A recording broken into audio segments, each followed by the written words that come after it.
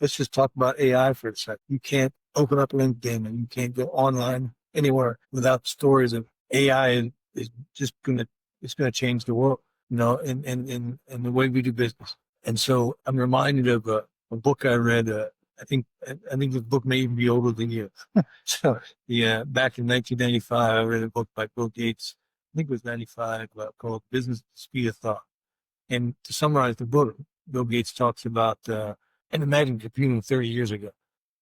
Everybody's going to have data. There's going to be so much data. Our systems are going to allow us to just have tons and tons of data. The business advantage is going to go to who can mine that data fastest to get to some actionable intelligence that they can leverage in their business. And to me, that's what AI basically boils down to is no matter which system you're using or project or program you're using, you're really looking for a way to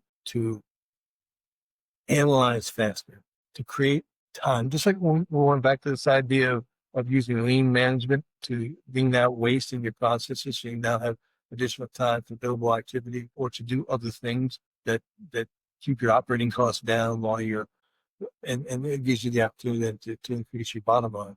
How are we going to use AI to do something very similar? Because now you have tools that do the analysis faster, but you also then have to understand the tools, you have to validate their use. You can't just assume that it's going to get done. It gets back to this idea of data quality. Data quality isn't somebody else's responsibility. It's your responsibility if you own the process. Because if you make sure that your team is executing that process consistently with discipline, then good data gets into the pipeline.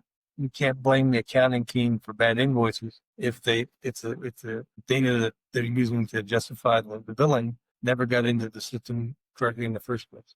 So what is the senior team going to do to help drive the proper use of AI to do the things that they're trying to get done? You can't just say, hey, AI is great, go out there and do it. Some people will get it right. Other people are just going to be lost in the wilderness because it's kind of overwhelming. It's our responsibility as senior leaders to provide structure, alignment, put the right teams in place, the right coaching, the right training, so that people can gain confidence in the use of the tools, and they can be shown how it's a positive tool for the future, and not just a threat to their existence.